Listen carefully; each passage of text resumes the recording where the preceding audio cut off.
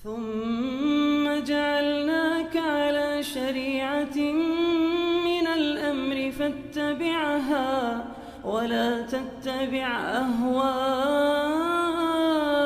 الذين لا يعلمون.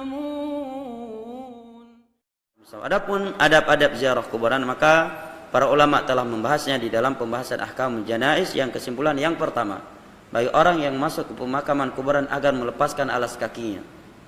Ya, di dalam sebuah riwayat di masa Nabi ada seorang masuk ke dalam pemakaman tidak membuka sendalnya, maka Nabi memarahinya dan menyatakan ikhla'na alaik, buka kedua sendalmu, kata Nabi sallallahu alaihi wasallam. Dan itu bentuk penghinaan terhadap orang yang berada di dalam kuburan. Bahkan sebagian orang sepatunya dimasukkan ke dalam kuburan. Ya. Dan di dalam sebuah hadis Nabi menyebutkan ancaman yang amat keras bagi orang yang duduk di atas bangunan kuburan, dan ini amat sering bagi sebagian jamaah yang mengantar jenazah duduk di atas bangunan kuburan. Padahal Nabi menyatakan dia duduk 40 tahun di atas bara api itu lebih baik daripada dia duduk di atas bangunan kuburan. Para ulama sepakat ya bahwa membuka alas kaki masuk ke pemakaman sesuatu yang diperintahkan, hanya saja mereka khilaf apakah haram atau makruh. Berarti paling amannya apa? Lepaskan. Kecuali ya isi pemakamannya semuanya duri. Ya, tidak mungkin kita melepaskan kedua alas kaki. Maka fattaqullah mastata'tum. Tidak mungkin kita lepaskan kedua alas kaki kita sedangkan di dalamnya semuanya duri.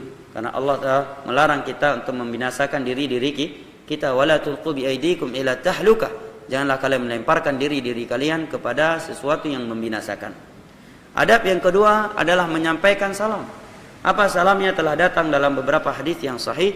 Nabi mengucapkan Assalamualaikum ahlad diyar wa inna insyaallahu bikum lahiqun.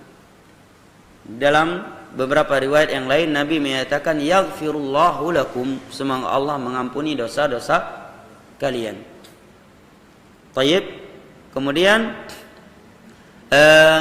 adab berikutnya adalah mengembalikan tanda dari kuburan kalau dia telah hilang. Dalam beberapa asar Nabi menyebutkan dan juga para sahabat menyebutkan bahwa tanda kuburan itu adalah satu jengkal tanah di atasnya. Ya, jika tidak dikenal itu sebagai kuburan, maka tidak mengapa seorang meletakkan satu atau dua batu di atasnya agar diketahui itu adalah kuburan. Jangan di kuburan dibangun seperti pendopo. Jadi orang ngiranya itu tempat pertemuan. Ya, kuburan udah kayak pendopo besarnya. Subhanallah. Nabi SAW memerintahkan Ali bin Abi Thalib untuk meratakan seluruh kuburan yang lebih dari satu jengkal. Coba antum lihat ke Baqi', ke Mekah, Al-Mu'alla. Ya, kuburan-kuburan para raja, enggak ada namanya. Ya, raja sebelum Raja Salman dia udah meninggal, kuburannya sama dengan kaum muslimin, satu batu tok di atasnya.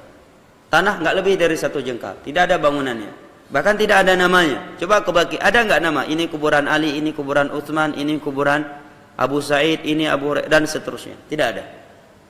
Ya. Jadi antara hikmahnya tidak ada nama agar manusia ini selamat dari perbuatan syirik.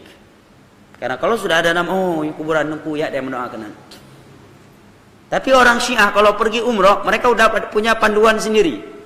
Udah ada panduan di mana letaknya kuburan Ali bin Abi Thalib. Maka di situ mereka berdoa meminta-minta.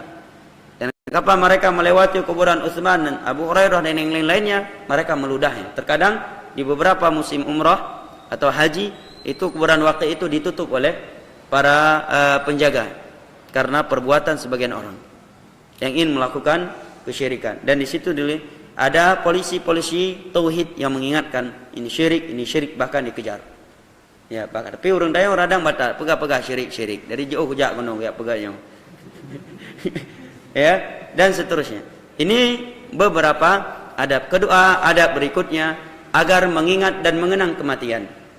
Ketika kita berada di hadapan pemakaman. Oleh karena itu didapatkan Utsman bin Affan radhiyallahu anhu ketika ziarah kuburan, jenggot beliau itu basah dengan tangisan. Kemudian ditanyakan kepada beliau, aku melihat engkau menangis ketika ziarah kuburan yang tidak kami lihat ketika engkau mendengar syurga dan neraka. Maka beliau menjawab, inna hadhil qubur awwalu manazilil akhirah. Aku telah mendengar Nabi SAW bersabda, jawab Utsman bin Affan, bahwa alam barzakh ini adalah jenjang akhirat yang pertama. Barang siapa yang selamat dari jenjang akhirat yang pertama ini, maka yang datang setelah alam barzakh itu akan lebih mudah baginya. Hadis riwayat Imam Muslim. Ada berikutnya, agar dia tidak melakukan niyahah, agar dia tidak meratapi mayat, ya, agar dia tidak meratapi mayat, dan itu salah satu dari dosa besar.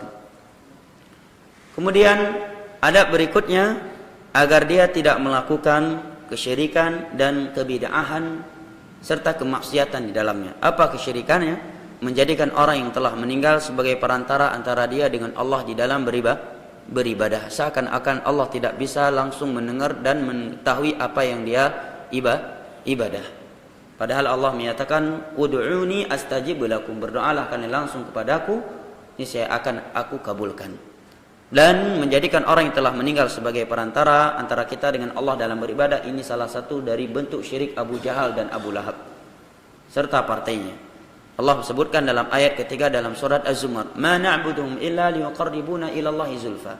Kami tidak menyembah orang-orang yang telah meninggal ini kecuali agar mereka mendekatkan diri kami kepada Allah, ya, sebagai hanya sekadar mencari syafaat, ya, acara, dan tidak melakukan hal yang beda. Apa itu? Melakukan ibadah-ibadah yang sama sekali tidak dianjurkan di situ, dan dia khususkan di tempat itu dengan keyakinan bahwa ini adalah sesuatu yang dianjurkan. Membaca Al-Quran, membaca Yasin. Baca Al-Quran boleh, tapi kenapa dikhususkan di kuburan?